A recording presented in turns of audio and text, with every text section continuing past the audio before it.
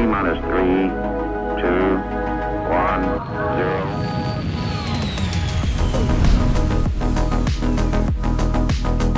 0. Hey folks, welcome back to the Launch Sequence Podcast. I got a special show for you today. We're going to be talking about killing folks, but for good reasons. Instead of piracy this time, I have brought on the top bounty hunter that I know in Star Citizen and somebody whose content I've been watching for a while.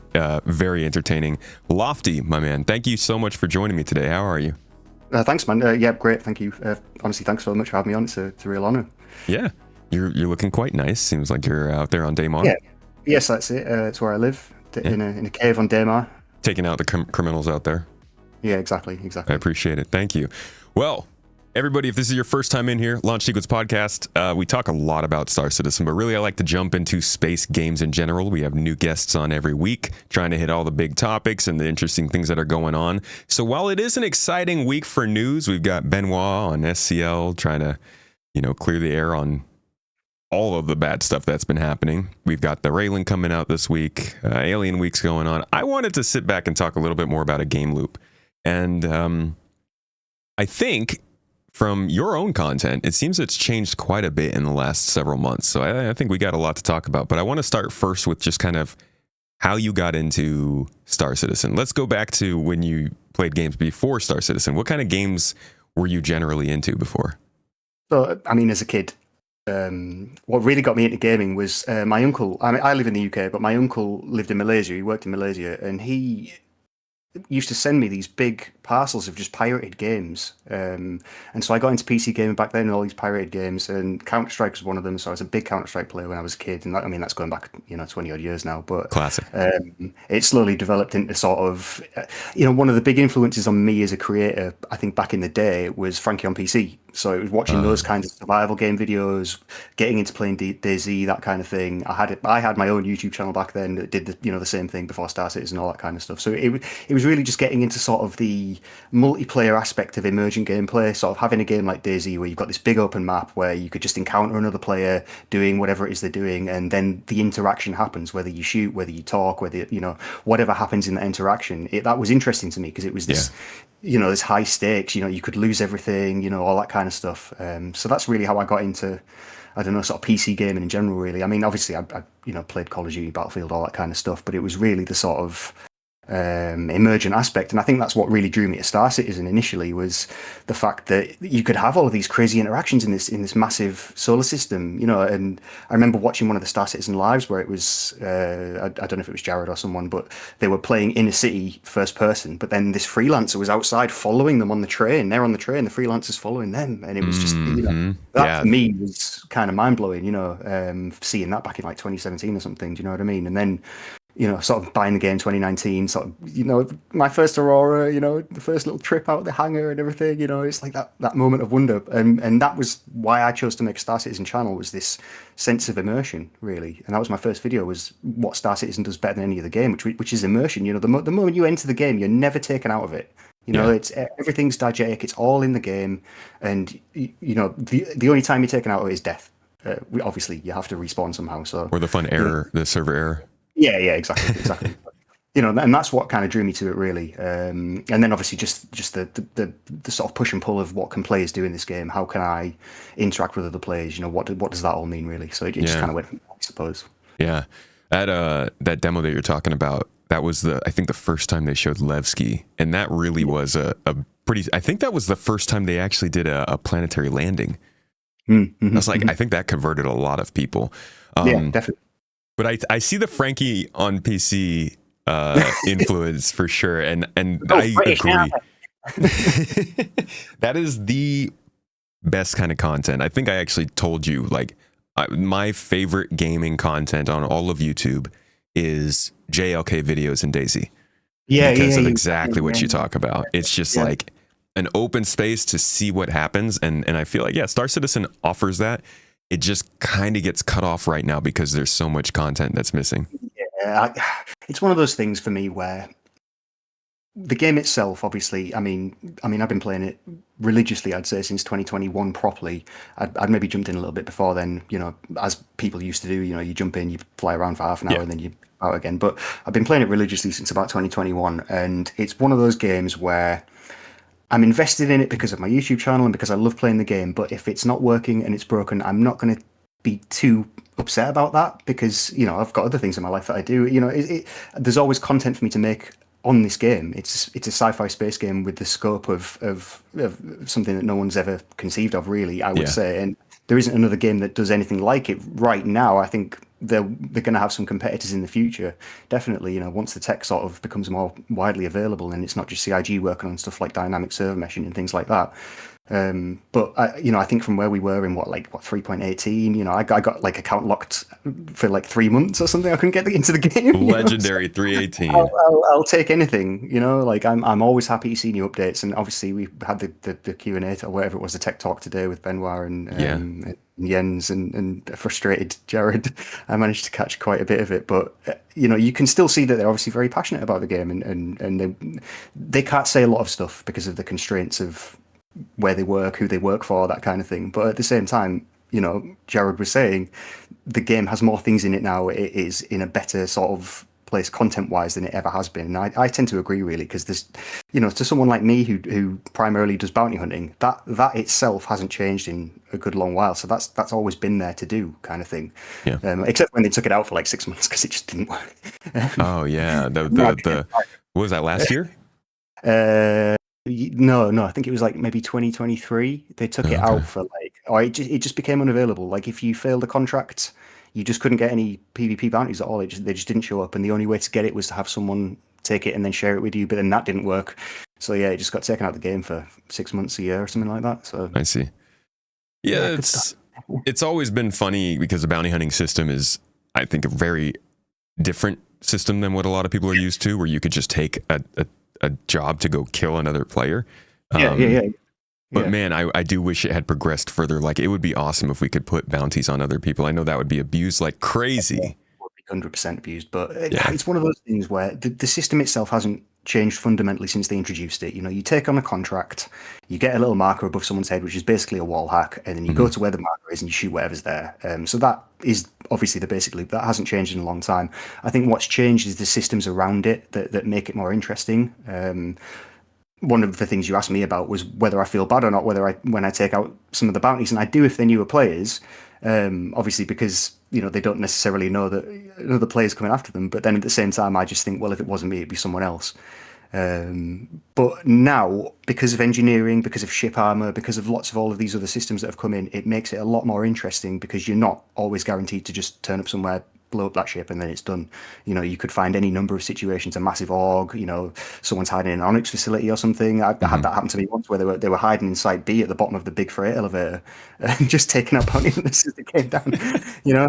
So you find all these crazy situations that happen with it. So that's what draws me to it the most, I think, is because it's not just the player versus player, me turning up and shooting someone and that's the bounty. Yeah. Okay, you get some money for it and everything, and it's cool. But it's the situations that you'll find. Some of the craziest things I've seen in Star Citizen have been when I've turned up to, like Shubin on Daymar or something, and it's been like a whole org of players with 20 people, ground vehicles, just drawing people in. I ran into the Force Science guys. Yeah, I ran into the Force Science. And that's what draws me to it. It's just so interesting, the scenarios that you find people in. And yeah, obviously, you're going to find people who are just milling around. They don't even know they've got a crime start, or they don't even know what that is, which is, unfortunate for them. But they're going to play the game. It's going to happen to them at some point. And 9 times out of 10, it's not going to be someone like me who's going to come and either try and talk to them or try and do something silly and, get some content out of it. It's just going to be someone who turns up and just straight up murks them. So yeah. That's an interesting thing is kind of there's one aspect of the game that's based around the rules that the game sets out and how people are supposed to play, but then there's this entire other reality of how it happens based around the player culture. Do you think that we could ever get to a place where players en masse, obviously there's always going to be bad actors and people on the fringes trying to do crazy things, but you think we'll ever get to the point where the general gaming population in Star Citizen understands that, like, gets how crime stats work, understands that they need to work with bounty hunters, like knows that a bounty hunter might find them? Do you think it's going to be an accepted thing? I think it has to come from the developers. They have to lay out the base level systems for and explanations for players for them to really understand what the system means. And I don't think that they're anywhere near that yet because of obviously all the issues that we've been having at the moment. You know, they want to get dynamic server meshing on the go. They want to have all of these big picture systems in place first before they do these smaller scale game loops and stuff like that. So I understand where they're coming from as a developer. I just think it's very tricky. You know, we don't have things like reputation at the moment. There's lots of ways that they could improve it on a small scale, but I just think that they're waiting, as they are with a lot of these game loops, until they get whatever their big picture is in place first before they start, you know, sort of micro doing all of these little game loops and stuff like that. Really, I just think it's tricky because everyone has a game loop that they do. Everyone has a game loop that they'd like to see more of. They'd like to see more development of. They'd like to see not just a tier 0 implementation, but you know, I think until we see Squadron 42, until we see more investment in the PU from a development side of it, and that these systems are more developer led, you know, so that we have something that's persistent for players, so that then they can work towards something emergent in the gameplay world. You know, if you want to be a criminal, at the moment there's no consequence for it. You commit a crime, you go to prison, you get out of prison, that's it. You know, you're back to square one. It's as if you know, you can get a parking ticket for parking your shit wrong at Area 18 and go to prison, or you can murder 500 people and go to prison. But as soon as you come out, that's it. You know, there's no persistence there. So I think until they put those base systems in where players can build off of it and make their own things, you know, again, I think it comes down to there's a lot of things that every game loop will benefit from, like a proper organizational system in the game. You know, a proper way to group up, a proper way to track orgs, you know, even just some basic level of Sounds like you're talking about social tools. Yeah, so exactly, social tools, you know, and I think that just underpins everything in the game, to be honest with you. You know, whether you're a bounty hunter or a criminal, or, you know, even just a space trucker, because we don't have those systems at the moment until the big picture things have been worked on. I just don't think we're really going to see many improvements on individual game loops, really. Fingers crossed. Fingers crossed, yeah. Let's take a step back. And let's tell everybody who hasn't gotten to take part in this part of the game, what does the bounty hunting process look like? Everybody knows you just go into the Moby Glass and press a button and go kill someone, but like, what are the actual details you have to go through for every job? It tends to be pretty much the same, really. And I'm going to give it as sort of like a real take on it rather than this sort of idealized what bounty hunting should be. But most of the time, what you're doing is you're taking on a contract in your Moby Glass and you're not getting a marker for that player. And what should happen is you get this marker for a player and it shows you the exact position in Stanton where the player is. And then obviously you can go there and take that player out. But a lot of the time what will happen is the marker won't appear. There'll be duplicate names on the contract board, all of this kind of stuff, loads of different bugs and glitches, basically. So you end up having to abandon contracts and retake them a few times to see if that ends up giving you a marker, or you have to take it from the bottom of the list, or you just end up having to swap servers and regions until you get a contract, basically. But once you've picked up a contract, obviously you're free to approach that in any way that you want. You know, if you want to take in a little tiny razor like I do sometimes in stealth and try and get on the ground and fight them on the ground, you can. Or if you want to take an Idris and just laser them to death, then you know it's up to you, basically. But as a criminal player, you don't really have many options. You have a god marker over your head, basically, that lets the bounty hunter know wherever you are, and that even persists in Pyro now. If you jump, I was going to ask about that. Yeah. If you jump to Pyro as a criminal, a bounty hunter can chase you. The contract will fail as soon as you jump into Pyro, but if they jump after you and get into the same server on Pyro, you will still have a crime stat free, and they will still be able to track you wherever you go. So choices for criminals are pretty limited, but like I say, again, that comes back to the fact that they haven't developed this loop at all, really. You know, it's a game of cat. I said in the video, it's a game of cat and mouse, but the cat has wall hacks, basically. So, can just break the walls down. Yeah, literally. I mean, in my opinion, it's pretty bare bones, but at the same time, it's a lot of fun because, you know, a lot of criminals do play off the fact that they know that they're visible wherever they are in Stanton. So yeah, that's important. I feel like. Just kind of brushing past the fact that it sounds like you just told me the Pyro gangs are working with the UEE. The idea that you kind of have to both make sure that players who will commit crimes understand how bounty hunters work, and then also that bounty hunters understand there will be criminals to get.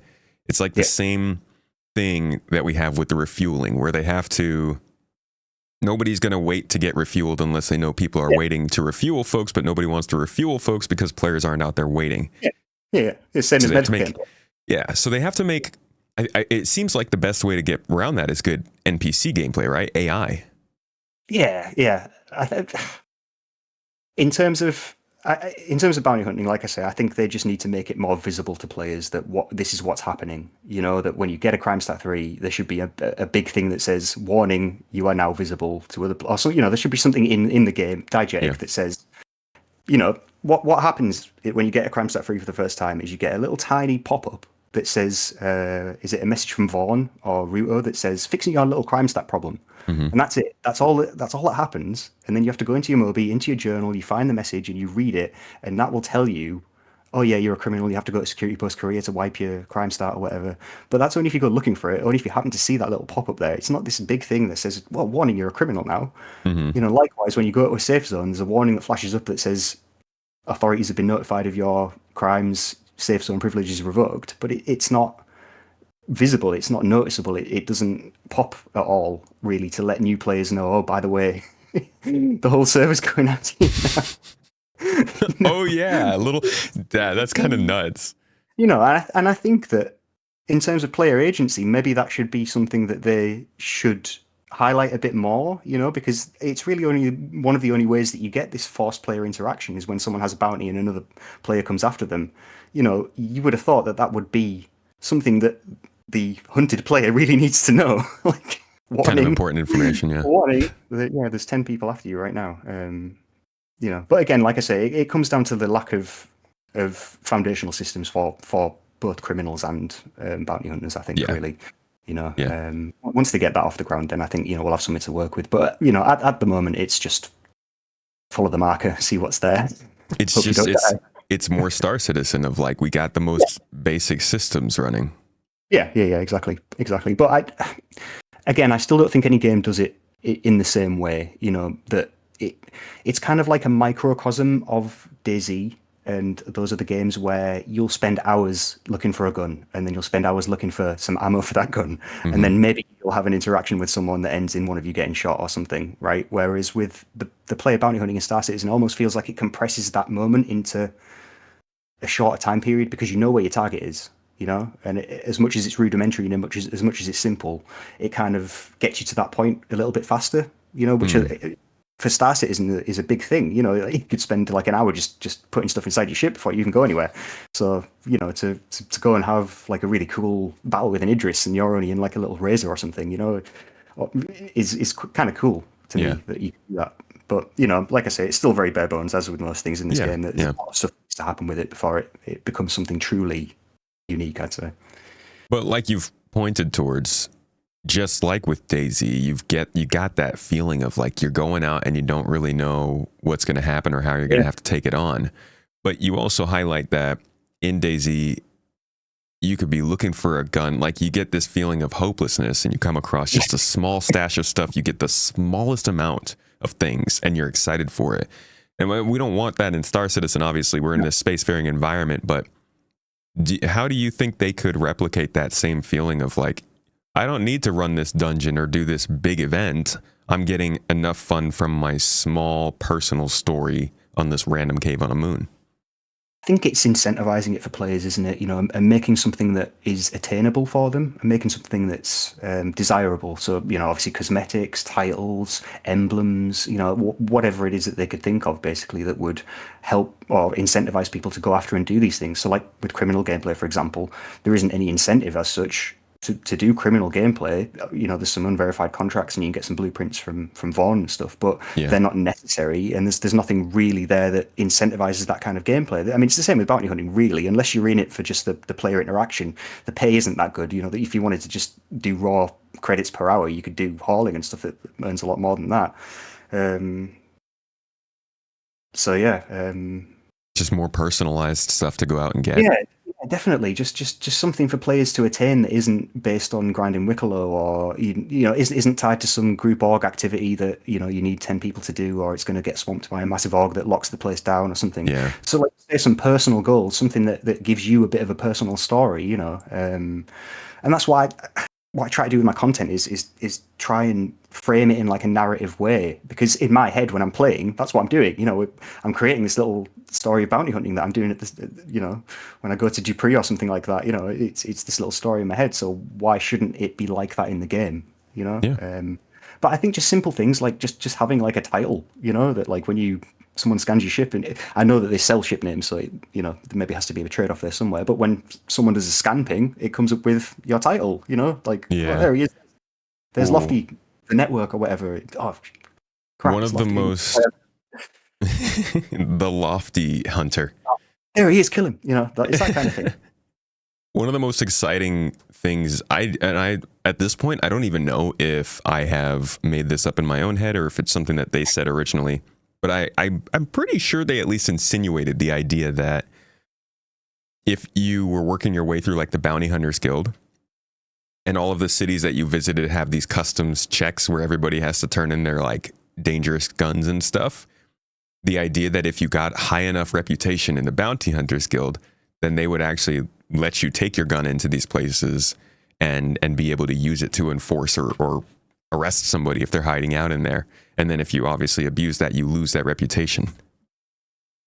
Yeah, I can't remember seeing anything like that. I've been through like so many Star Citizen lives and Q&As just to try and find what they say about bounty hunting, because it's not catalogued anywhere, it's not timestamped anywhere, and the only thing that I've ever seen them talk about is the physical capture of a target, of taking them to the detention facility or whatever it is, and obviously there's lots of gameplay implications around that for people. Yeah. And again with the safe zones, I mean, it's maybe a bit of a controversial opinion, but I am a proponent of just not having armistice zones at all, right? But then obviously CIG need to have systems in place already Here. that prevent the griefing and prevent all of the bad stuff happening when you take away those armistice zones, like NPC security, like reputation systems, like you said. And I don't know if they have any of that on the cards, but it's certainly something that I think they should add to the game. Having these reputation gates of, oh, well, this person's in the Bounty Hunters Guild, they have a high reputation. We know that they're not just a murder hobo. We know that they don't go out of their way to target, non-criminal players. They have call to arms active all the time, or whatever it is, that they've worked their way up. They've got a standing. Yeah. Or this is a criminal player, they are welcome at Grim Hex, they have a high standing with the people at Grim Hex and the Ninetales, and they can buy special stuff that only they can buy at Grim Hex, whereas the bounty hunters wouldn't be able to go there. Or, it's those kinds of things. I think, again, it just comes back to when CIG decide that it's valuable for the game, which is the same story with a lot of the stuff I think we all play every day. So. Oh yeah. Yeah, it's kind of the name of the game. I'd like to see that. I'd like to see them really think about what it means to be a bounty hunter. In the 30th century, what would it mean to be a bounty hunter? Well, it would mean things like tracking devices. It would mean things like, scanning. FPS scanning. That's in Arena Commander, right? And we've seen it in Squadron 42. And it's those kinds of things where it's like, instead of having a god marker, let's have this local scan thing where you have to turn up and scan, and then I don't know, maybe you've got a bit of intel about the guy. Maybe he's wearing, I don't know, like the special Morozov variant or something, so oh, that's him, and you have to scan him, and oh, that's definitely him. It's those kinds of little nuanced things that I'd like to see, really. Yeah. It should be nice. Man. Speaking my love language with that.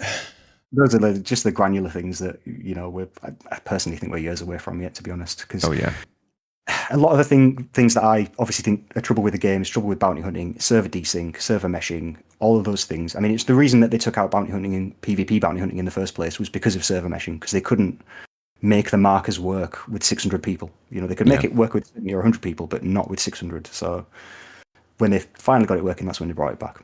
So fingers crossed in the future they'll revisit it when they have time. I mean, somewhere a gameplay team's working on it. Somewhere there's a build in CIG's offices somewhere of bounty hunting V2. It's there. I love your hope. I love your hope. It was the bounty hunting V2. Oh my gosh, it's been such a freaking, like, it was on the roadmap, it was on the progress tracker, it was in the monthly reports. It's just disappeared. I'm about to reopen some fresh trauma, actually some old trauma. This is an old wound. You seen the quantum system? No. That they wanted to. Oh man. No. Yeah, I know there are people listening right now reeling. This is like probably my most annoyed part of the whole development. But you know Tony Z? No. No? Okay. No. This is a fun part. Tony Z is he joined the company probably around 2014, 2015. And he Right. had done some work in, I think, Origin Systems with Chris Roberts way back in like the early 2000s. Right. Did a little bit of work on Ultima, but he joined as the head of like their what did they call it? Something tools and tech, systemic tools and tech teams. Yeah, he was leading that. And one of his big thing that he was known for was this system called Quantum. And the idea behind this system is it would take every NPC or every AI in the game, whether they are physicalized NPCs or just like an AI representation of an NPC, and it would give all of them attributes, just numbers on a page, you know, that say whether or not they like danger, hate danger, like money, don't mind it, that kind of stuff. And the idea was then the game would run a simulation that would model these AI doing the things in the background that would need to be done for the game to run. So delivering steel, running crimes, doing the bounty hunting, and they would be living sort of in the background of the game. And then whenever players came within close proximity, they'd be physicalized. One of the biggest examples of this quantum system was the idea of this guy who was going around committing crimes, and each of those crimes would get logged by the comms relay. And then you as a bounty hunter you'd have to like check into that comms relay, or you would go to a space station and you'd have to talk to the local bounty hunter or the bartender, or you might have to scan someone to get their rap sheet. But the idea was just that the NPCs would be building this kind of persistent personality, and then they would sometimes be criminals that you went and tracked down. And I think that was, you know, what they wanted bounty hunting to become, but it never solidified. Tony is now emeritus. He's basically retired from the company, and I don't even know how much of that is still planned. Yeah, it's crazy when you think about it. I mean, I'll talk a bit about my background. I worked in game development as a content creator for about 6 years for a mid-sized UK gaming studio. So I have sort of a bit of an insight into how the sausage is made, kind of thing. Cool. And I look at CIG and Star Citizen development, and I think I worked at that company for 6 years, and I maybe worked on 4 different projects. I can't imagine working on one thing for 14 years. And I can't imagine how many developers have joined and left the company since then, because I know how my company operated and how many people came and went, you know, and you leverage your position at one company to get a position with another company and that kind of thing, you know, and all that kind of stuff. So I can imagine what it's like to work on these systems where you maybe inherit the job from someone else, or you have to come up with a new system because there's new tech and all that kind of stuff. So I can really understand the position that CIG are in, you know, especially when you have such funding behind you and when you have such feature creep. It's one of those things where you I think, what was it? Is it Chris Roberts, when they ask him about it being a scam, and he says, we just want to make a good game. And that's really what the mantra is about game development, even from, you know, the high lofty position of being a CEO right down to, you know, I mean, I started off in QA. That's where I've got my sort of start in good way to start in QA. Well, because you end up playing the game that you're making, so you know the game inside and out. So when someone asks you your opinion, you can say, oh, confidently, it's this, you know. And I think that QA, especially in the gaming industry, they get a really bad rap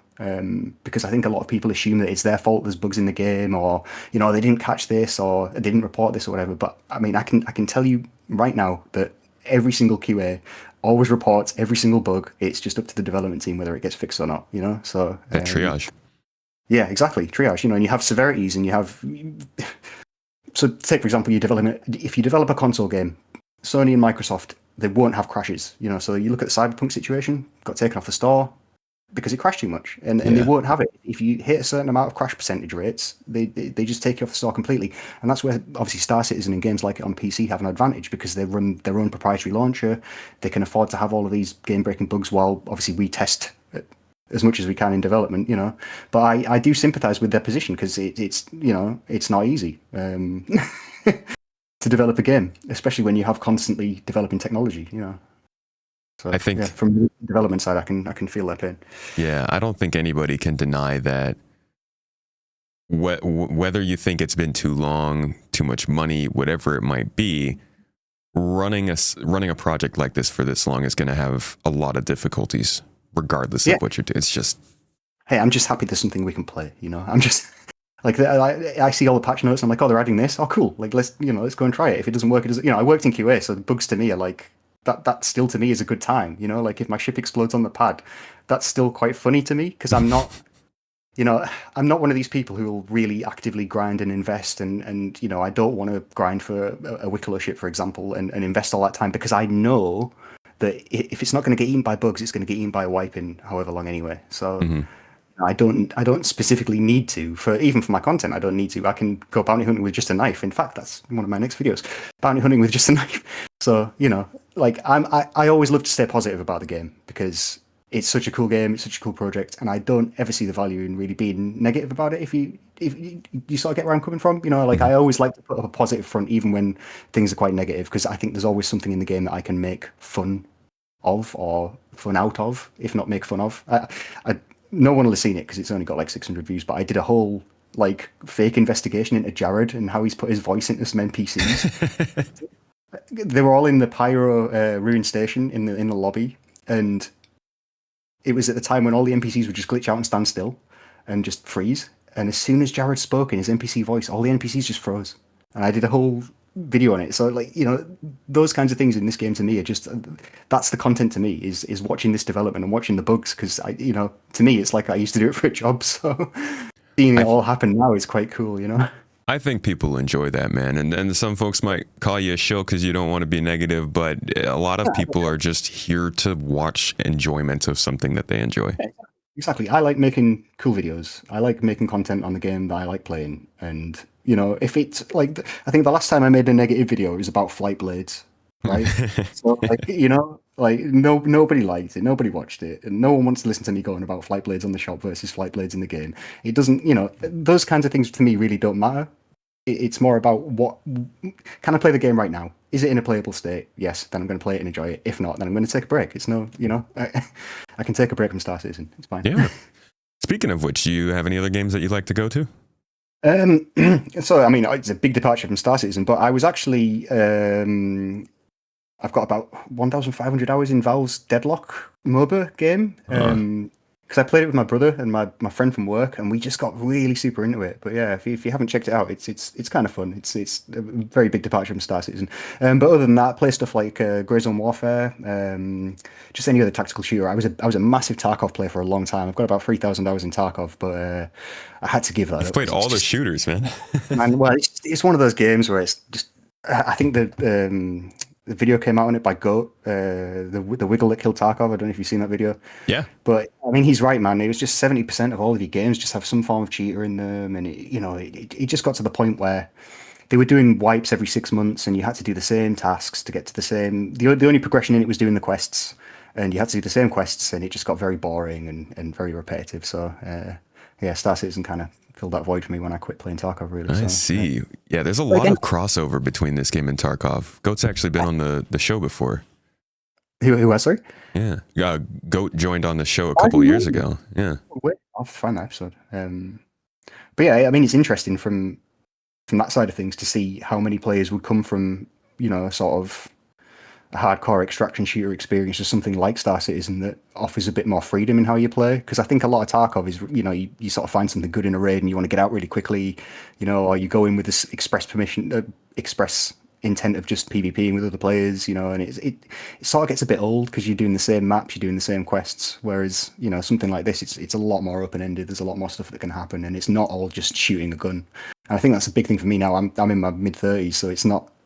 It's not just about shooting a gun. It's about the interaction. And again, the one thing I wish they would fix is VoIP.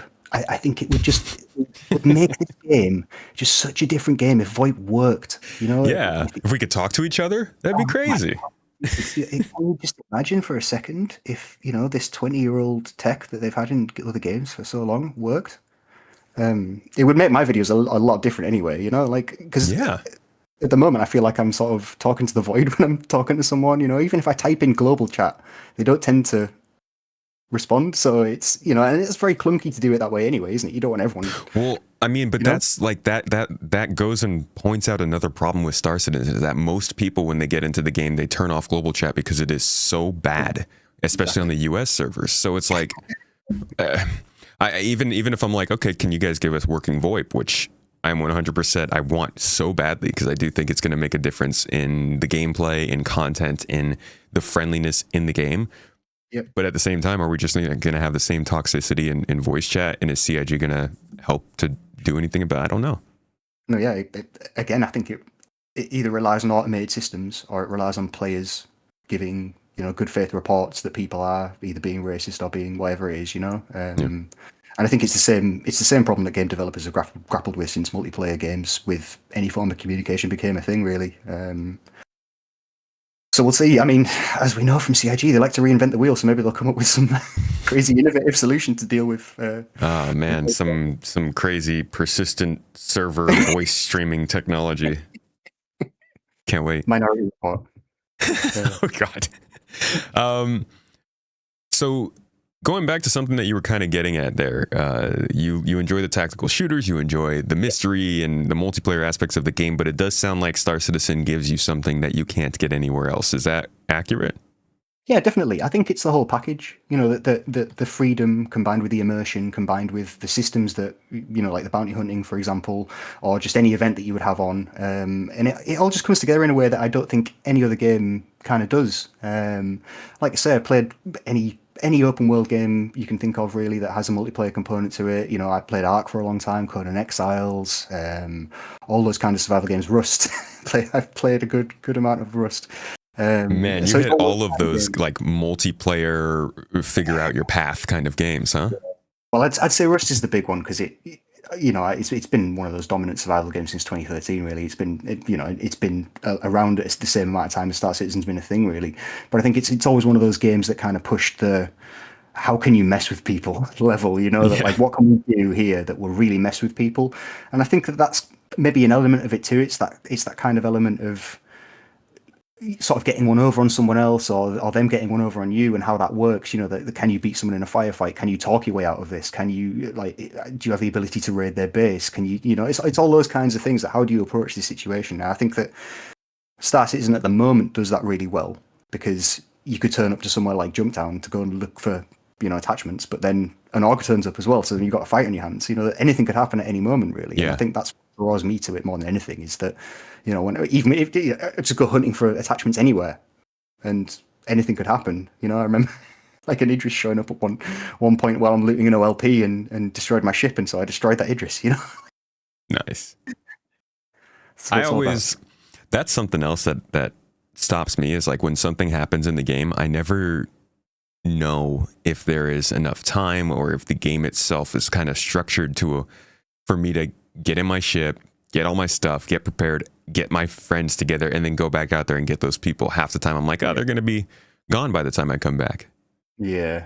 Well, I think a lot of what we've been doing, because I've got my own Discord and everything, and I probably run a group of between maybe 5 and 10 people regularly, just shooting the shit, not really anything sort of organized. But I think we sort of try and get out there quickly. We try and use ships that are quick to get in and out of, that are quick to get in and out of places like Grim Hex, and using loadouts that don't necessarily take a lot of prep. So like if you run a railgun, for example, if you die, you lose all the ammo every time. Whereas if you run a boom tube, you never lose the ammo if it's on your chest. So it's having things like that, really, loadouts that are ready to go, that you don't necessarily need to spend a lot of time doing, really. Because I think a lot of the time, you end up dying, and then, like you say, you want to get out there quickly, but does that involve calling up, like a ground vehicle as well, and having all of that to do? Does it involve getting 3 or 4 people together on the same ship that's going to take 20 minutes because someone's going to take the dog out for a walk or gone for dinner or something, So I think the way we do it, it's kind of flexible because we all tend to run solo until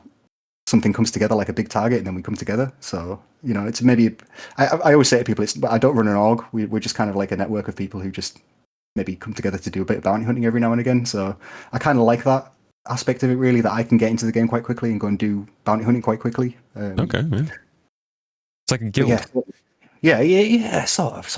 A loose collective, like-minded bounty hunt. You ever play the Elder Scrolls games? Yes, yeah, oh yeah. So I played ESO for I'd say a little while. I played Final Fantasy 14 for a lot longer, but I definitely played ESO for a couple of 100 hours. But then obviously Skyrim and Oblivion definitely Yeah. played a lot of. Cool. A lot of Yeah. those, yeah. Oh yeah. Wouldn't it be cool if like the bounty hunters guild in this game was like the thieves guild there, and you just run kind of through a narrative with them? Honestly, so you must have seen the Skyrim RP recently, the big boom in. It's sort of like GTA RP, but Skyrim multiplayer now. You can No. join an RP server. Yeah. So you can join Skyrim RP and you can go and like live in Winterfell and Holy whatever. crap! Right? So I bet that's I have the wild. idea of doing the ultimate crossover of going to Tamriel as a bounty hunter and seeing if I could be a bounty hunter in Tamriel. But yeah. Stop Little there. You shouldn't have. One of my favorite freaking Elder Scrolls lines is, I think it was Oblivion maybe, where the guard would see you and just be like, you shouldn't have come here. Halt, Colonel. In the name of the Emperor. Yeah. Good stuff. I am going to whip a question out of left field. Oh, yeah. It's not one that I told you about before going into this. But it actually, I think, is probably one a lot of people want to know about. Have you heard of Death of a Spaceman? Yes, of course. Yeah. So there are obviously all kinds of interpretations as to how impactful it's going to be, how much death is going to be a less likely thing when that happens, all that kind of stuff. What is your thoughts on how that could impact bounty hunting, though, if people are much, much less likely to accept death?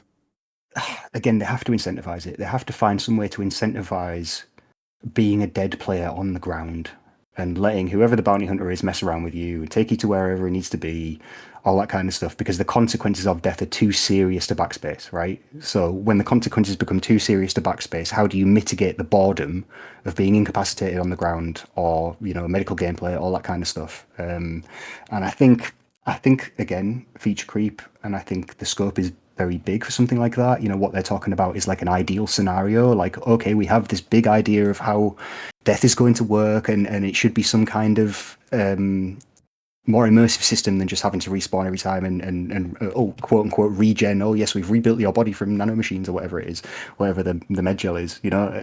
They need something to incentivize players to sit there while they're incapacitated. Otherwise, the whole thing, in my opinion, falls apart. And I think that with Death of a Spaceman, it's difficult because what consequences do you assign to someone other than, like they've said, you inherit a proportion of your old character's wealth, or that there's some kind of reputation burn there, that the more times you die, the more your rep goes down because you're not the same person anymore, or something like that. But if we can still die to bugs, like falling down the stairs, like dying in an elevator, there's no way they can bring any kind of consequences to death at the moment. Yeah. So I think in the future it's a nice idea to have some more consequences like that, but I think they're going to have to be really nuanced about how they do it, because if you take too much away from players for dying, then people will just be turned off by it and won't want the game. But if you don't have enough consequences, then we're going to have what we have now, and it's just a constant respawn session. You could just have as many clones as you want. It's like Arnold Schwarzenegger in the sixth day or whatever that film is. You can just have as many clones as you want. Don't worry about it. It's fine. We'll just keep printing more out. Yeah. I'm hoping that the idea that they want to do like cycles, which are kind of not as serious, you're a little bit more willing to have those. But it also kind of feels like they need to figure out how to make going down and getting incapacitated like the bottom floor for a lot of people, right? Mm-hmm. So that, or maybe taking people in alive, like you were saying earlier. Yeah, but what would be your solution if you had to go get a bounty, say in the Pyro system, they sent you already all the way out there to track someone, then you had to bring them back to Lorville to turn them in.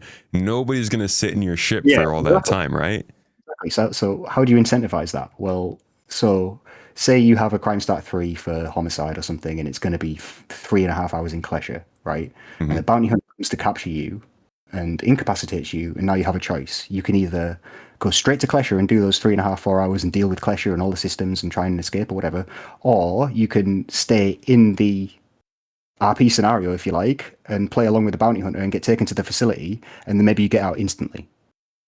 You see, so you can go to prison, or you can play along with me and do my whole cool little bounty hunter thing. We can have a little chat while I take you back to Lawville, or you could just go straight to prison and do your 3 hours. It's up to you, Yeah, but and then we both get a bit more of a payout for having the interaction or something. It's that kind of thing.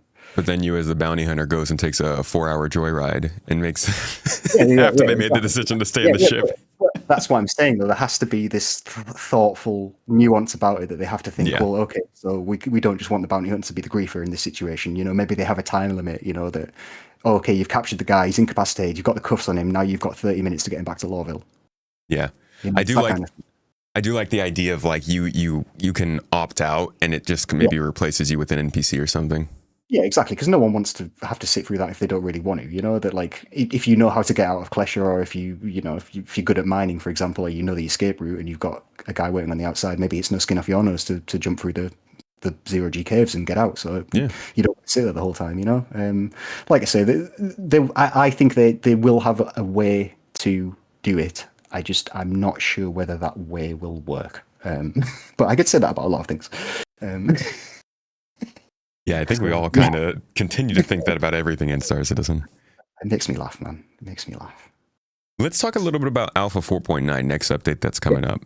I wanted to hear if there's anything in that patch that would affect or interest somebody in your part of the gameplay. What have we got? We've got the heavy armor and the minigun. Yeah, like the heavy LMG. I bet people are going to be baiting bounties with that. Oh man, that's going to be so interesting to me, just from the point of view of, can I bounty hunt with it?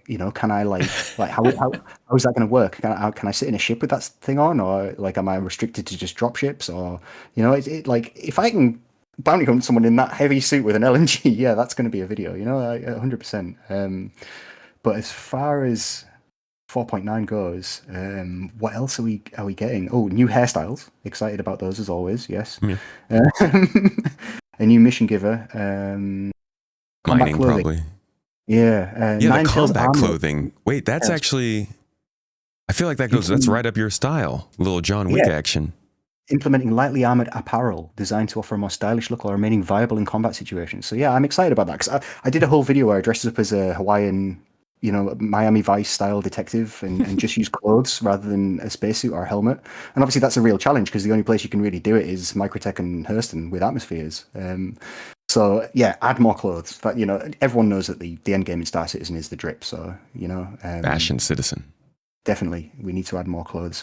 But I think instancing, if they get around to doing something like instancing, I think that'll change a lot of stuff, because once you have instance environments, obviously that closes off your group, or that closes off what you're doing to anyone else. So you'll have less chance of encountering someone who's either trying to take the resources from you from there. I won't say griefing, because it's not essentially griefing going over to a QV station or something, really, is it? And intercepting other players. But at the same time, if you want instance content and you pay for the exclusive contract, for example, then you want it to be exclusive, kind of thing. So I think that'll change a few things. Does that bother you? Not really. I think because there's always going to be bounties, there's always going to be players committing criminal acts. There's always going to be people wanting to operate. Well, I'm hoping that there's always going to be people wanting to operate on the opposite side of the law. I'm not really. Really, Are you worried about people like tracking somebody down and then at the last second they just hop into some instanced area? That already happens with bounties anyway. You can spend 20 minutes tracking someone, they're jumping all over the system, and then suddenly they just decide to log out, or they quit the game for whatever reason. So it never gets me down too much when a bounty fails, or if something like that happens, because I'll always just move on to the next one. Just move on to the next one and see what they're up to instead. So I don't think it's going to change what I do too much, really, because I'm hoping that there's always going to be those chances for PvP interactions. And even if there isn't, in terms of bounty hunting, I feel, it's one of the questions you asked me, would I ever consider a long-term criminal life? And yes, I would, definitely. I know a few pirates in the game who are actually pirates and not just murder hobos, and they do such a good job of tracking people, and they have all these little tricks, and how do they find a reclaimer in deep space? It's all that kind of thing, and that side of the game really interests me as well. But like I say, until we have things that really work properly, like VoIP, it's always going to feel unfair for the person who's getting pirated, or it's always going to feel a bit of a rough deal until you can actually communicate properly, until you can actually get across what you're trying to do here. I'm not just here to kill you. I'm here to like have some interaction with you and really play along. So That's what I'm waiting for, man. I said before that my favorite DayZ content was JLK, and that was always the kind of content I wanted to make in Star Citizen. Yeah. And I just have never felt. I mean, I think I'm still learning how to make that kind of content as somebody who comes from mostly single player games. But I also just have this hesitation because every time I want to go out and just kind of explore the verse and see what happens, the limitations really hold you back. Like the VoIP, not being able to ask somebody, "Hey, what are you doing over there?" or ask to help them. Or if somebody attacks you, I always imagine maybe I could negotiate my way into the point where I'm being held prisoner on their ship and I have to figure out how to get a rescue. That's fun. Yeah. Yeah, exactly. And again, though, it relies on those systems working to a point where you're comfortable investing your limited time in getting into a ship, spending half an hour getting out there for something not to work. And for you to go, all right, okay, well, I guess I'm not doing that today then, you know. Yeah. I think we will get there, you know. I mean, I was listening to Jared before this and you know, he's saying they will get there. And I do believe him, you know. It's no one in game development wants to make a bad game. They don't. And they will get there, but it's just a case of how long and what we'll see before that happens, you know. But yeah, 4.9. I'm always excited for new content. I don't mind if it breaks the game because I never get invested to the point where I'm going to get mad if my ship blows up or, you know, that kind of thing. Even if I was hauling 600 SCU of Weaver legs and it blew up, that would still be a funny moment for a video in my mind, you know. So, you know, I love that, man. We gotta get in game sometime. Yes, definitely, 100%. I can. Speaking about the criminal life, I can show you some of the more interesting things to do in the verse. Let's go stomp out the bad guys. Yeah. The super heavy armor also is really interesting because I'm wondering just how much people are gonna rally around that. I mean, you were talking about organized gameplay. Even just setting up boss battles with that thing in the different environments in the game is gonna be interesting. Yeah, definitely. I mean, it looks like some kind of like juggernaut suit, doesn't it? Super heavy armor. It looks like you should have 3 of them just marching out of the back of a Valkyrie with like guns blazing into the battlefield. ODST style. Yeah. Definitely. Hell, at freaking 40K style. Yeah. No, I'm excited for it. I think, you know, the more content they add, the better, really. Like, same as the crossbow, same as, you know, the boom tube. Just keep adding in cool things, guys. Just keep adding in cool things. If they work, great. Like, just bring it on. Yup. You know, that's how I see it. I'm not even a bounty hunter, and one thing on my bounty hunting wish list is for them to add tracking bolts to the crossbow, so you can like shoot someone's ship to follow them.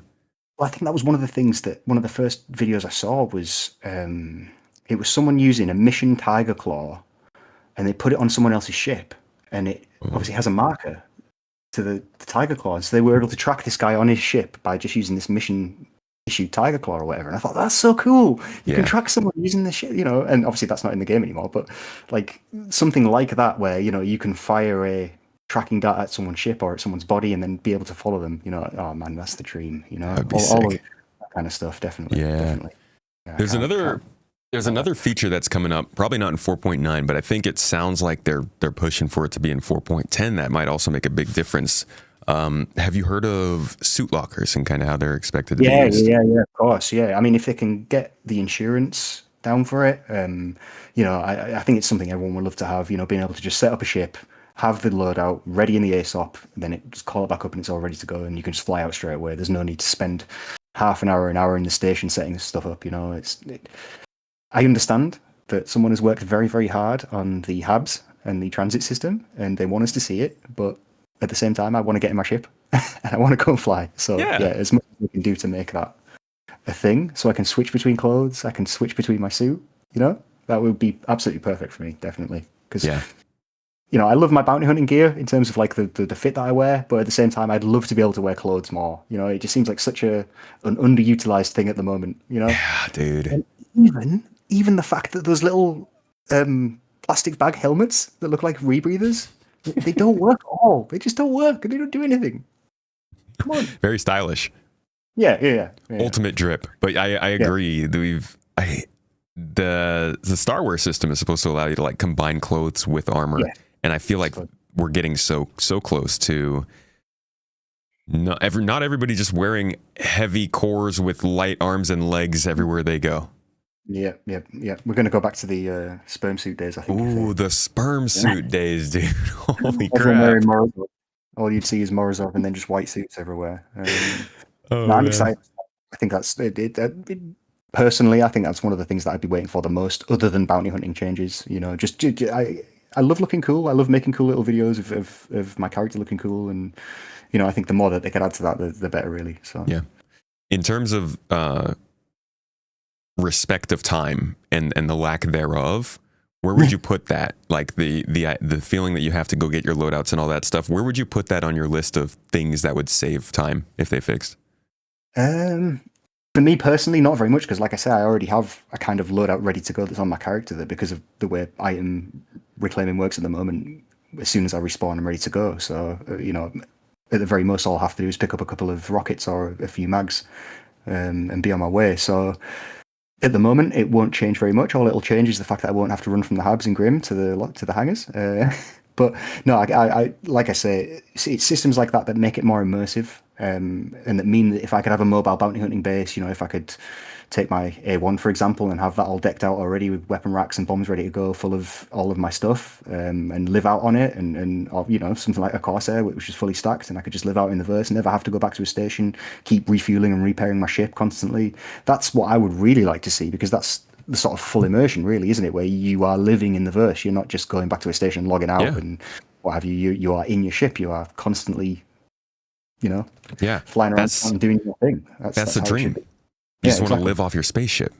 Exactly. I mean, we talk about it in our Discord a lot. That if they ever bring in sort of base building and how that's going to work, and the sort of future of having a bounty hunting HQ and stuff like that. It's like, where would we pick and what would we do? It's all these like Man. pipe dreams. Man, come on. That's the real game right there. Is just speculating about Star Citizen, dude. This gets me going. Try not to But do it too much. 'Cause I'll just disappoint myself. yeah. That used to be a lot of my YouTube channel. Is when I first started, it was really just talking about what CIG talked about and what they were going to do. And finally, now it's starting to land. It can be Yeah. more current, but a lot of the history of this game has just been theory crafting, and obviously that's gotten us into bad positions where things don't go the way that we hope. But it's still Yeah. fun. No, definitely. And like I say, I always try and maintain a positive outlook on the development, because I think we will get something at some point in terms of maybe not a 1.0 state PU, but at least something that has a lot more development than we have at the moment. And yeah, fair enough, it might take another 5 years or something for them to get it to that point, but I'm not in any rush. Like we've been playing the game for years already. We're kind of on the curve of what's going on, so just keep at it, guys. I'm excited for Squadron 42, but at the same time, I really hope that once that's done and out, that a lot more of the development focus shifts onto getting the PU into a state where everyone's happy with it, and that, because the players are there right now. That's what gets me about this, is that the players are there right now. I know Chris has a vision and he has all the money, but come on, guys, Yeah. you've got, what's your daily average user count? Jared says up 40 to 60% from 2024. Come on, that's worth investing in, isn't it? Yeah. Numbers right now, unofficial numbers, but numbers that people are tracking seem to point towards around 20 to 30 people on average. 20 to 30,000 people Yeah, on that's average not bad for daily average users. I mean, that's for a game that's you know, broken. exactly. I mean, you're not on the top 10 of Steam charts, but at the same time, you're not. You have a dedicated player base who are playing that game every day. So Yeah. it's a conundrum for them, I'd say, definitely. Yeah. But $1 billion. I mean, I think it's the biggest thing that has really, like, that's the crux of the whole conversation. Whenever people talk about Star Citizen from outside of the game, the first thing they bring up is the time and the money it's taken, right? And it's without knowing that, to be quite honest, most of that's not actually going towards Star Citizen. Well, how much do you think 1,000 employees costs a year? Oh my gosh. How much do you think all the infrastructure for 1,000 employees costs? 4 offices across 3 countries or whatever it is. It's not cheap. So I think it was just Jason Schreier. He's been doing some videos lately, and he was just talking about how the cost of games at this point has shifted from being mostly in the tech and the equipment and the hardware, and now it's just about playing people. It just takes a ton of people now. Yeah, definitely. I mean, I think Cloud Imperium are in a very unique position because of the funding model. That Chris Roberts has managed to bring this crowd-funded model to this game from the film industry. Of being able to be really good at talking to investors and being able to really pitch your idea and really get people behind it. obviously becoming the biggest Kickstarter game in history, you know, and I think that's a unique position for them. That they enjoy that position because of people who are willing to invest in big ships, who are people who are willing to invest in, you know, finishing off the Legatus pack or whatever it is, and stuff like that. You know, they have that unique ability to be able to pull in $5 million over a weekend with Odin sales, you know, and I don't think any other game developer can do that, can they? You know, apart from maybe Rockstar selling GTA 6, but that's a different kettle of fish. There's no comparison to those two developers really, but I don't think any other developer has that kind of ability to be able to go, hey guys, we're selling this thing, and then $5 million just materializes out of thin air, you know. Yeah. I think that even in itself is a unique thing, just from an industry perspective. You know, there's developers who would kill to have that reach. You know, they're in a unique spot. Absolutely. And speaking of which, you brought it up, but we are recording this on Thursday, the same Thursday that the Star Citizen Live comes out. For all of you who are watching, you're seeing this the next week, so a little bit of a delay, but. Rockstar did just come out and confirm their pre-order date for the game. So I think they're pretty much set finally on a release date. Yeah. Funny CIG will commit. Now they can finally announce their delay. Yes, indeed. No. What do you think? It would be suicide for anyone to release a game around November time. Well, apart from maybe one developer who books the trend and goes, well, we'll do it anyway. But it's one of those things, isn't it? I think they've backed themselves into a corner. You know, they wanted to say 2026. You know, I believe the higher ups want them to be able to do it in 2026. But I think the reality of the development is that we might not see it in 2026 just because of all of the things that we haven't seen yet. You know, game marketing, we are in halfway through the year now.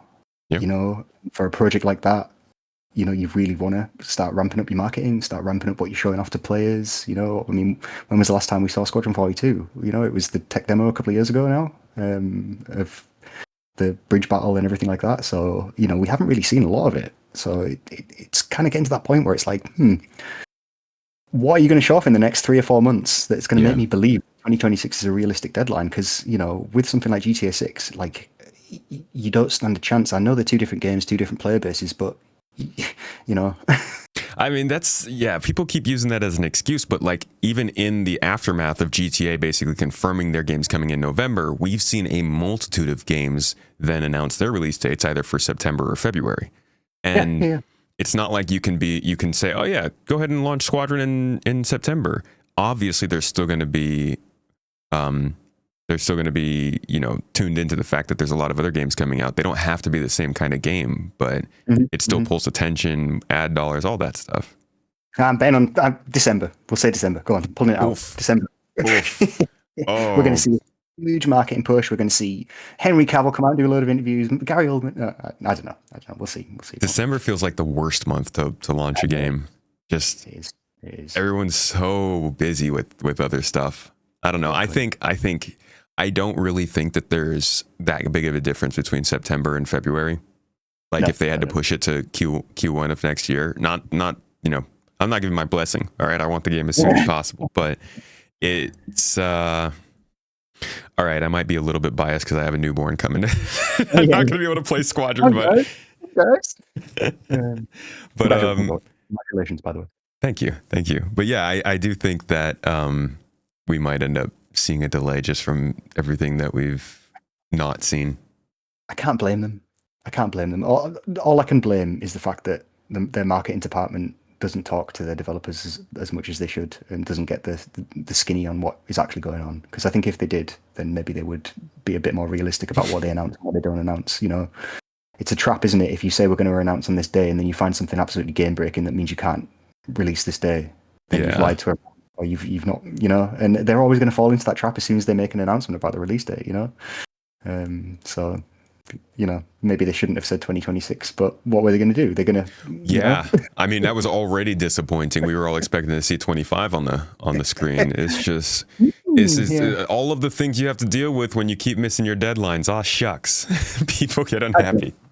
For me, I like multiplayer games. I like the interaction. So the PU is where it's at for me. So, you know, I'm not an original backer. I wasn't wowed by the fact that he was going to make Wing Commander for a modern generation. You know, I've played Freelancer back in the day, played a bit of Wing Commander and stuff like that, and yeah, it's cool, obviously, but the real draw for me is the dynamic server meshing. 700 people in a server, 1,000 people in a server. What's happening there? Like that's where the real draw is for me. So if Squadron 42 comes out on time, great. If it doesn't and it gets a bit more of a delay, great. Hopefully they can make it a better game, because to me, a heavily scripted on rails shooter, space combat game might not necessarily scratch the itches I'm looking for. I will happily buy it and I'll happily play it and I'll probably enjoy it, but it's not going to take over the PU for me, and it's not going to take over what happens in that space. That's fair. I don't. Because again, those two games are fundamentally separate type of games anyway, just by virtue of one being multiplayer and one being single player. So even within Star Citizen itself, there's still that niche, there's still that genre. So I do think that most Star Citizen players are like yourself, coming here for the multiplayer. I'm very opposite. It is a podcast, so I have to bring it up at least once. I grew up on Halo.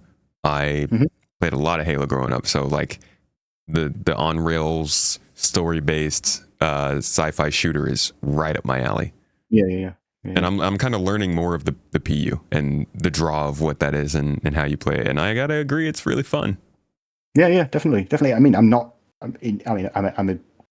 play all different types of games, and I would definitely say I've played through lots of story games in the past and lots of single player stuff.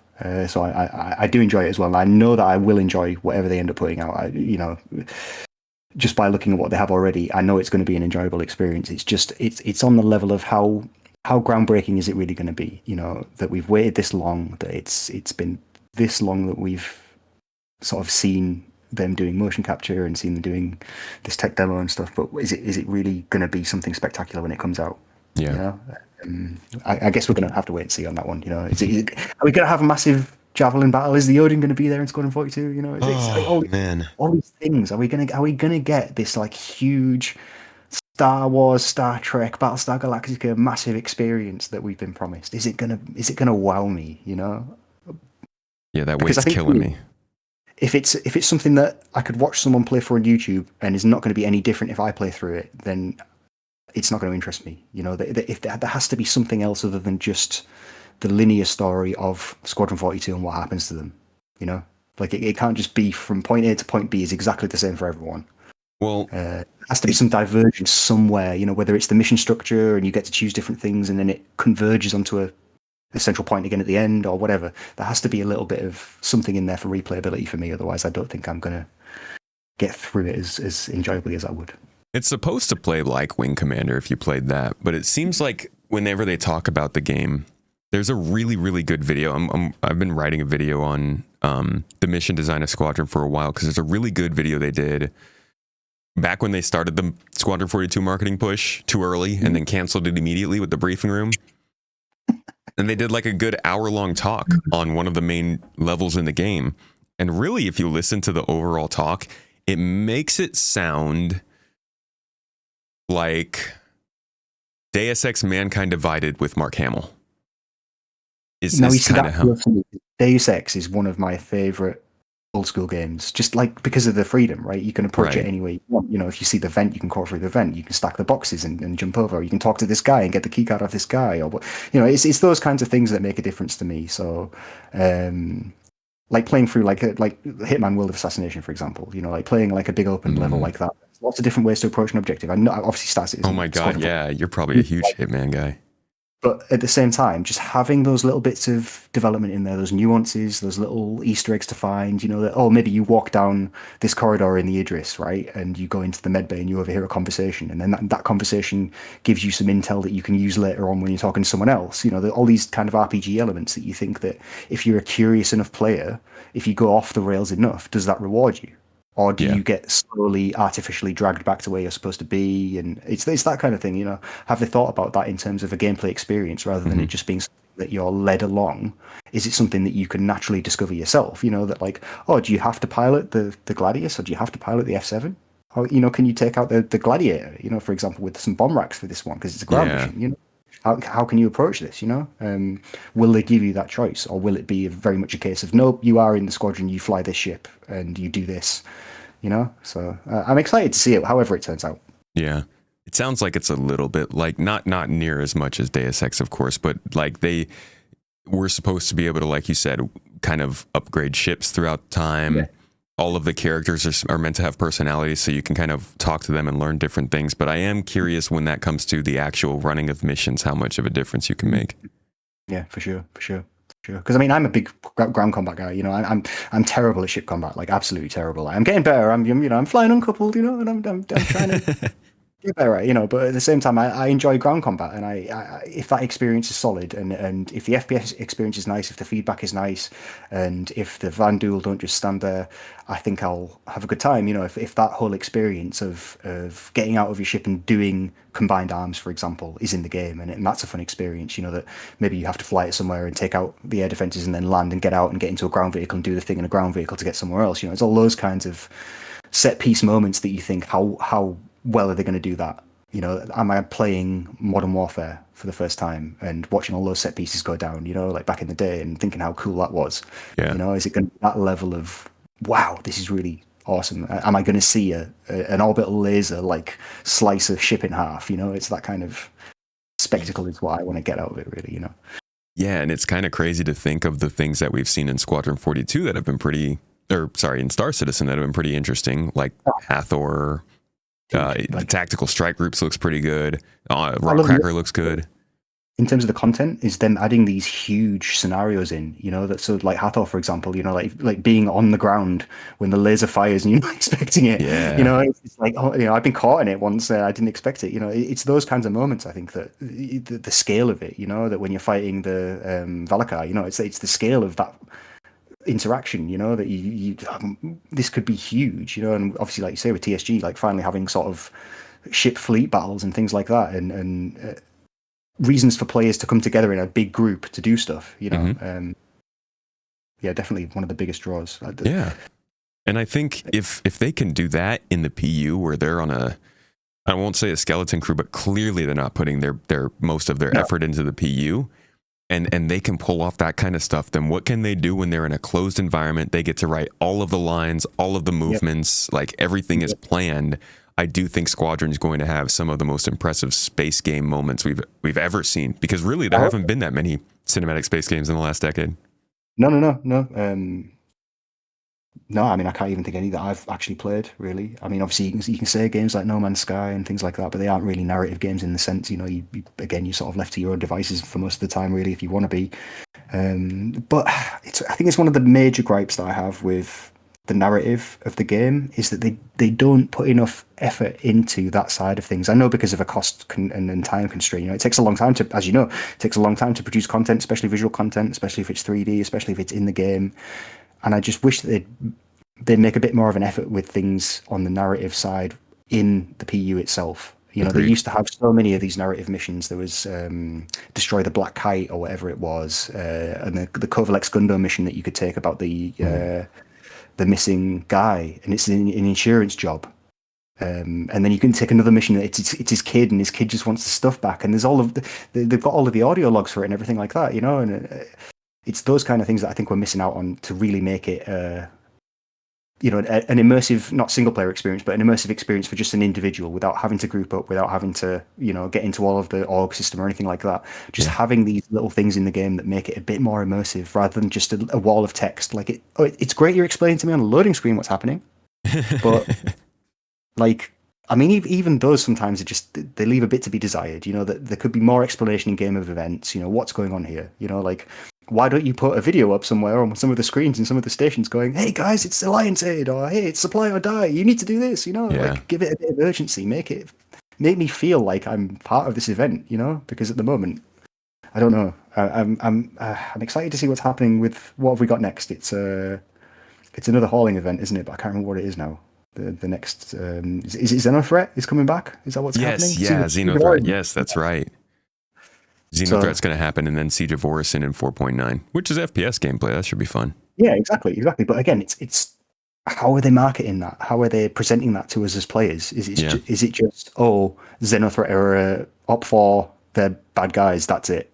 You know, like it was like Headhunters and CFP. Like what's my motivation here? Are Headhunters just the bad guys? Is CFP the good guys? Mm-hmm. Oh, but wait, we've got these other guys with Amelia, what's her name, that are coming in. So what? Who are these guys? Are they what? You know, that whole thing to me felt like it was a bit too rushed. That they didn't really have a narrative endpoint for it other than this Amelia person in a Polaris must die. Amelia. Oh my gosh. But I what's all also, that about? do you think that they consider, the devs that are making this content, consider kind of like hedge on putting a lot of work into it because they know it might just be broken? I think it comes down to what Chris says. I think it comes down to how he sees these decisions and narratives and how it all fits together. That he obviously has a core team of people that will decide on the narrative and will decide on the world building and decide on who does what systems go where, and star systems, I mean, in terms of the map and what all the lore for those means. So I think it comes from the top down, that companies like CIG spend a lot of money on world building. They get a lot of third party people to come in and do assessments of the world building. What does it look like? Does it make sense? So that, you have things like a game design document, you have a Bible or something, you call it the Bible that you go from, that you make all your decisions from. And I think they have something similar like that, where they have a big tree of overarching narratives and overarching people and structures and how it all fits together.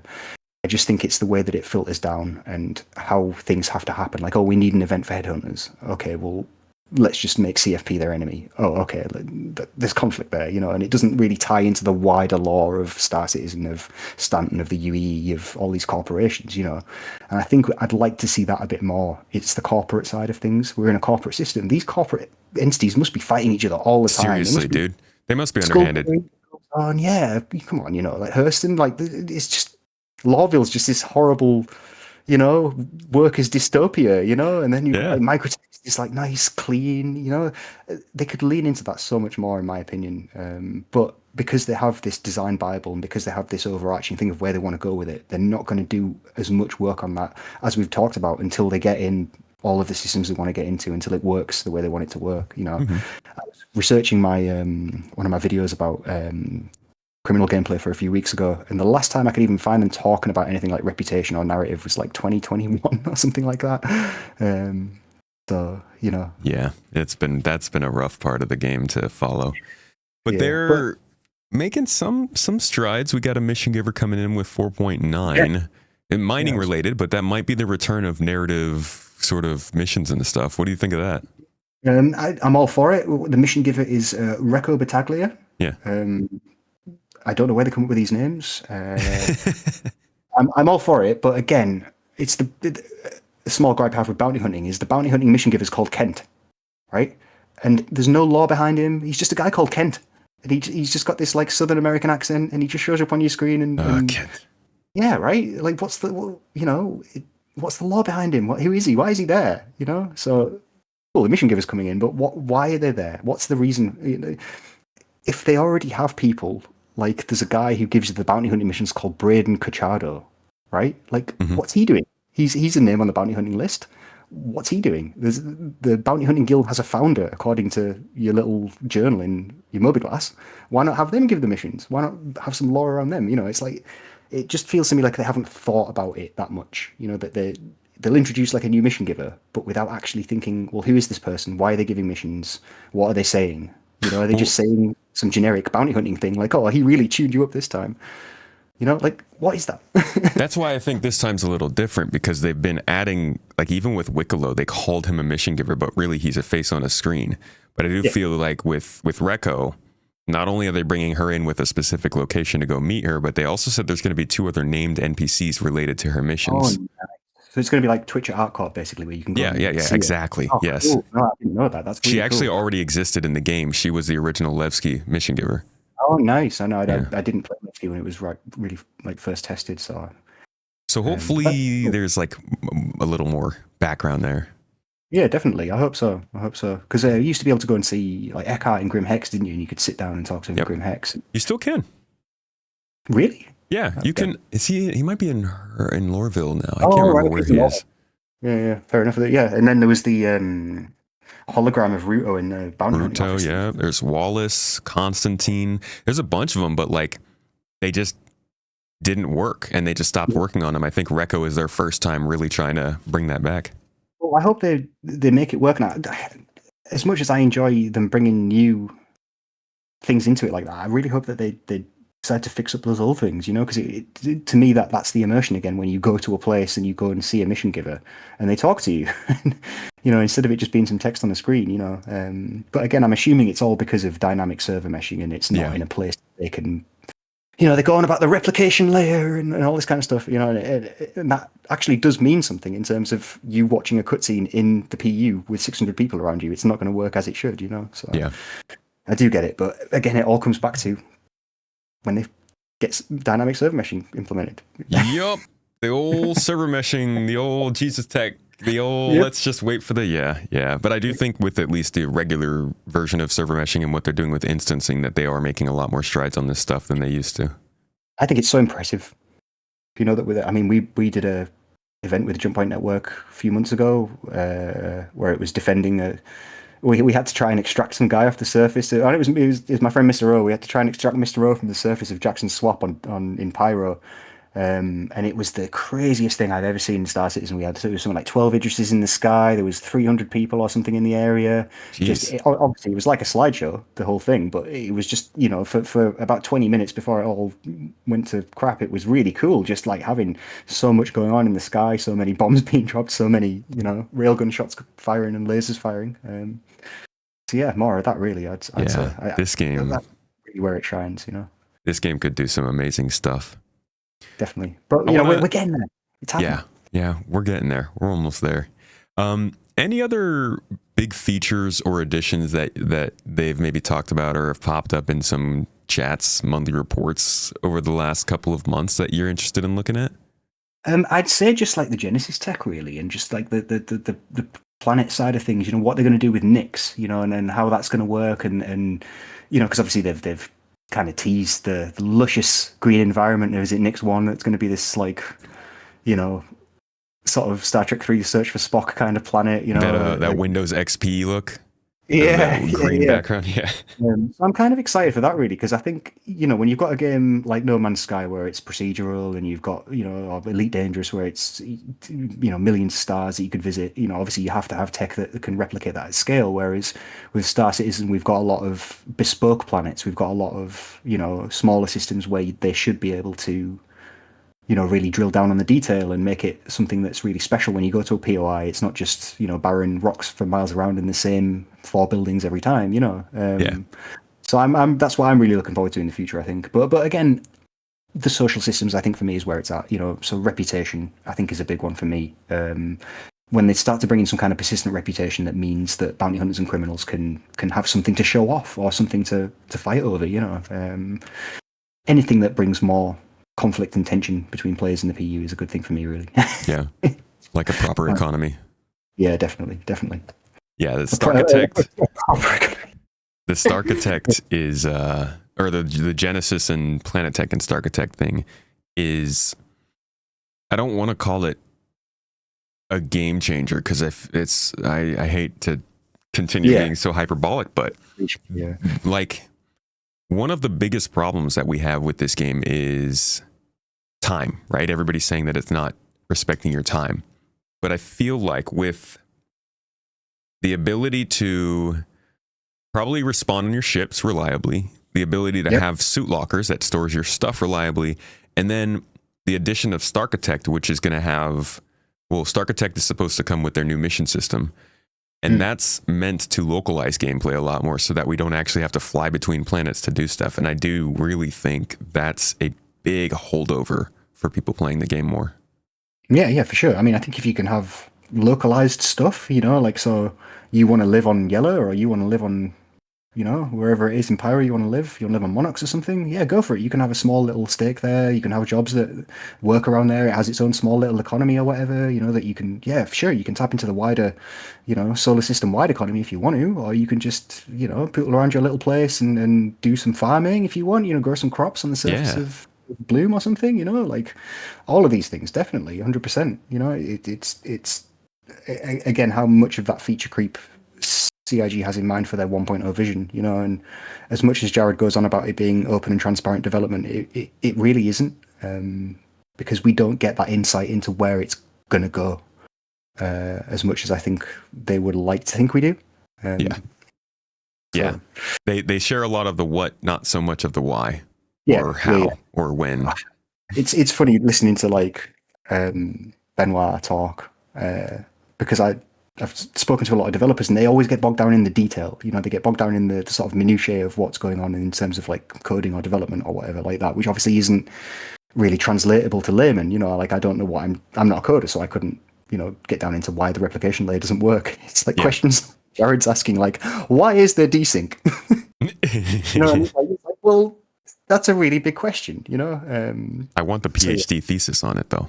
Yeah, You know, well, I he's want- asked Benoit for the PhD thesis, hasn't he? He's asked Benoit for yeah. a lengthy report on why there is desync in not just Star Citizen but video games in general. Put him on the spot for it too.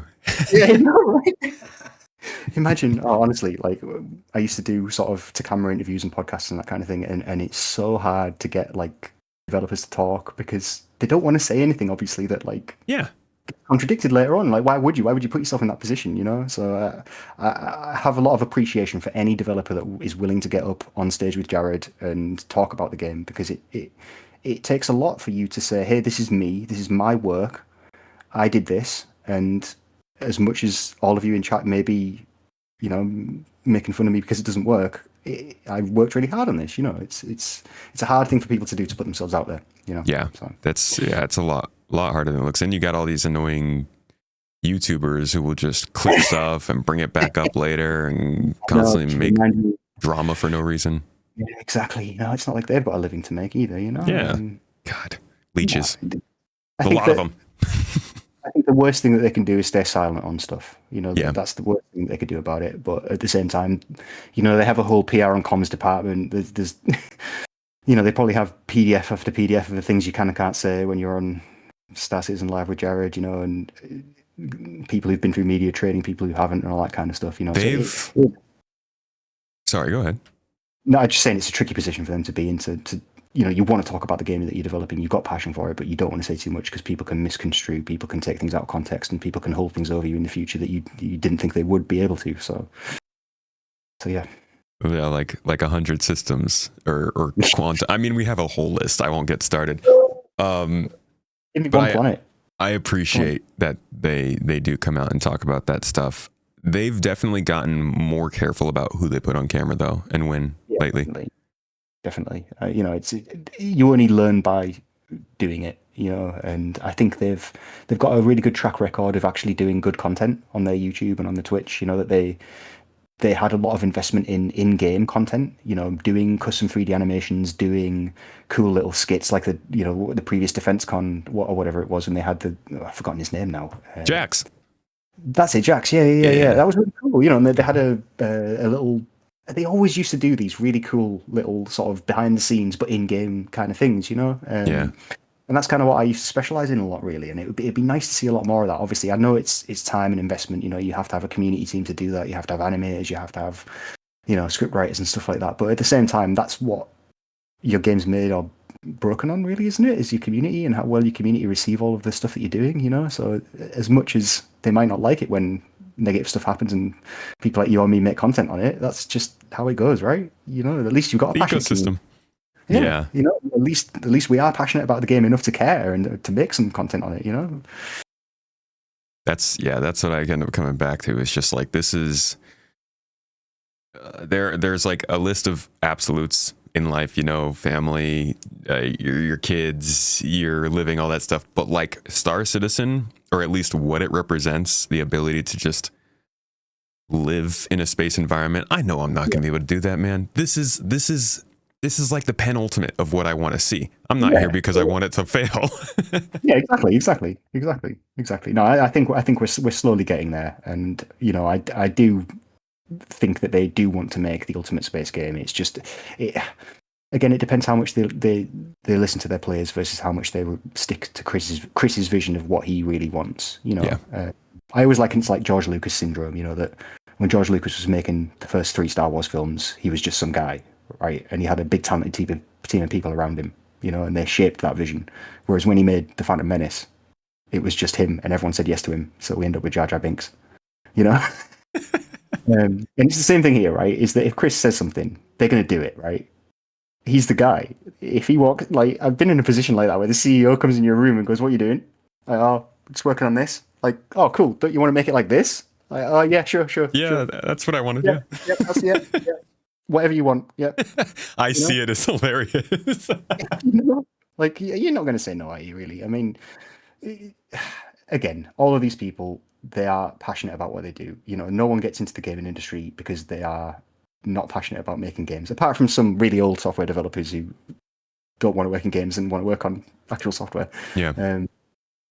Everyone I I used to know was really passionate about games and would never want to make a bad game. So yeah, sorry, go on. no, you're good. Yeah, there's a lot of passion for the game, and there's definitely that culture that you talk about. I mean, even we hear it sometimes said in videos. I think maybe when it's not exactly the right thing to say, but we'll hear them say something along the lines of like, yeah, somebody will say something and then Chris will say, let's add that in. And, the developers are, well, okay, that's what he wanted. And they literally say it out loud. Yeah. And I've seen like, you can find like Glassdoor reviews of people who are talking about like, there is this sense of that you do what's being done. And one of the people was like, Chris is super cool. I didn't see any reason to do that, but it seems like there's just this understanding of like it's his vision, and we do what he wants to do. You got to play the game, man. You go and work for somewhere like CIG. They're a up to $1 billion company now with this project. You have to play the game. You have to see it as, well, this is my job to get on and do this. If we're in crunch now for the next 3 weeks to get this feature out, then we're in crunch for the next 3 weeks to get this feature out. I can only hope that I get remunerated at some point in the future.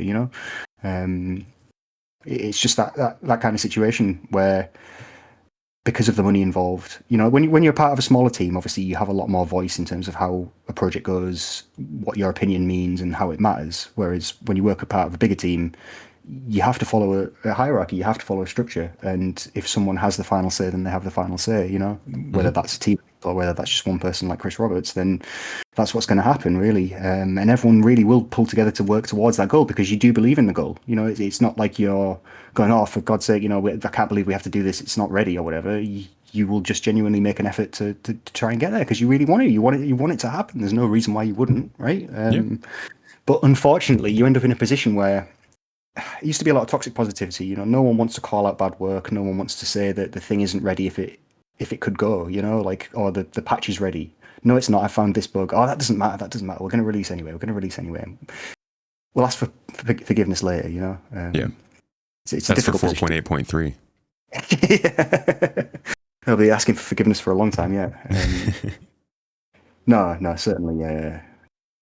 Someone like that who has all of the decisions on their shoulders, you can only hope that they stay true to that vision, and you can only hope that they stay plugged in enough to the community, to the people that actually buy their product, that they end up making something that everyone is, or at least not everyone, because you can't please everyone, but that the majority of people say you did a good job there.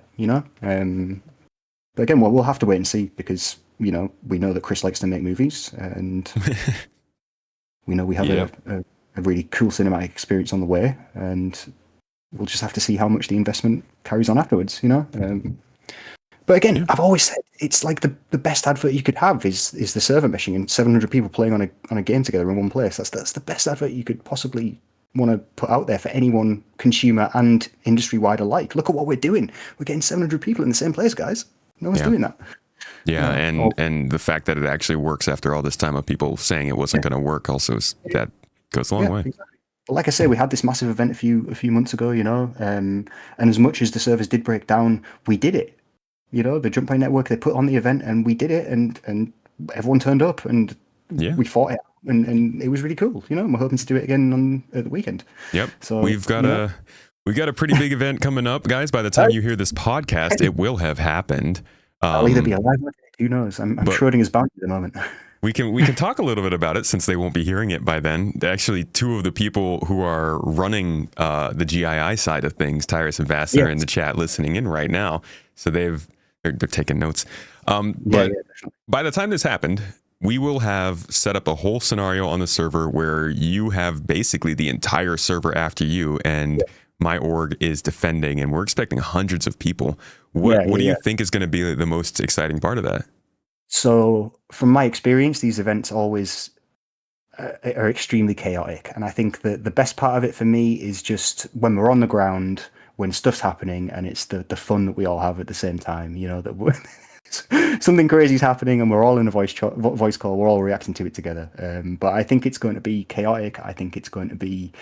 I mean, the whole point of it, from my point of view, basically, is to stress the server, is to try and cause as much chaos as possible, to try and get as many people in one place, to try and drop as many bombs as we can, whatever it is, to try and just have a Star Citizen experience of having ships in the sky, of having people trying to land, all of that combined arms, everything that that we've come to know from people such as yourselves, people such as Detox, all of those kind of massive events. We want to replicate that, and we want to make it the biggest event ever, I think. And obviously props to Mr. O and Data Swarming from the Jump Point Network for organising it, because it's I don't know if it is the biggest event that's happened in Star Citizen in terms of just an open conflict, but it's certainly getting up there. So yeah. I'm very excited. Even if it all, falls over, it's still going to be something for the history books, I think. So I think it's going to be probably pretty janky, but awesome. Yeah. Yes, definitely. Yeah, and I can't wait. And a shout out to Mr. O and the Jump Point Network for putting it on and inviting us. And a shout out to the folks at GII who are running our side of things. I unfortunately had a last minute family emergency. I'll actually not be able to make it and will be attending a funeral this weekend. But our group, the efforts that they've put into it is second to none I've ever seen in a game community. And I'm excited to see how they perform. You're so organized, man, honestly. Yeah, they're just reading through the thing, and it's so organized. Yeah. I'm blessed. Yeah, GII is blessed with that, because if I was in charge of organizing it, my brain's all over the place. I tried to do it. I set up a Discord and I tried to organize it, a night of bounty hunting, and it went exactly as you could probably expect. It's not easy to plan stuff in Star Citizen. No, it really isn't, and I'm useless at the best of times. So he said, even Facet said, it's not fear that is the mind killer; it is the lag. Yes, the desync.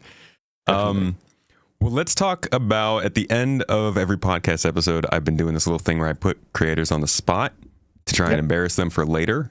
Ask you for a prediction or two of something wild you think might happen in the next couple months, and we can bring you back on the show and then put you in the hot seat to answer for it next time. Ooh. Got any hot takes for me? I don't know.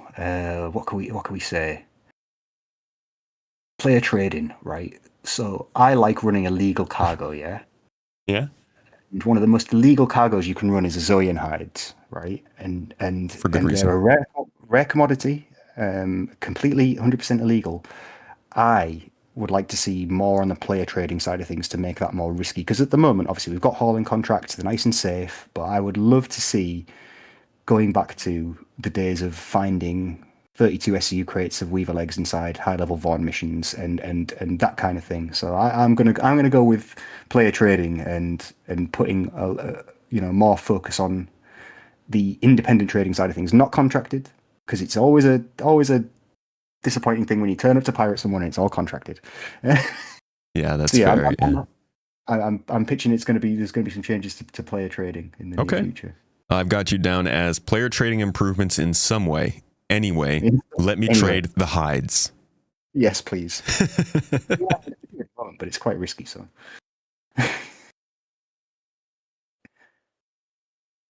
Oops, sorry, I think I've muted. Yes, I muted myself. Sorry about that. I was just saying thank you so much for joining me today. This is a fantastic talk. Yeah, definitely. Thank you so much for having me on. It's been an absolute pleasure. Do you want to let folks know before you sign off where they can find your content and what kind of content it is? Because, guys, it's pretty good. It's PvP bounty hunting in the game. I try to put a narrative spin on it, or just something daft and funny. I try to do all my own 3D intros and all that kind of stuff, and just make it something a bit interesting. You can find me at youtube.com/lofty_07 or 07. So yeah, come and check me out. The freaking intros are peak. I love them. Because you came from a video editing background, right? Yeah, I did. I got my university degree in film production, and I did many jobs of editing and cutting up daft stuff, and then I worked for a games company for a long time doing their trailers. So yeah, cinematic sick. Is what I like to do. So yeah, that's cool, man. I am excited to see where you go from here on YouTube and with Star Citizen. Thank you so much again for joining me. Thank you so much. I'll speak to you another time. Of course. And to everybody who's listening or watching, thank you guys for joining. A lot of you stay until the end, as you commented on the last episode, so I appreciate you. I hope you enjoyed this one, got the whole listen through. It helped you with your commute, your cooking, your whatever you might be doing in your day off or your day of work. I don't know. You might just be listening. Either way, thank you so much for listening. I'll see you all next week.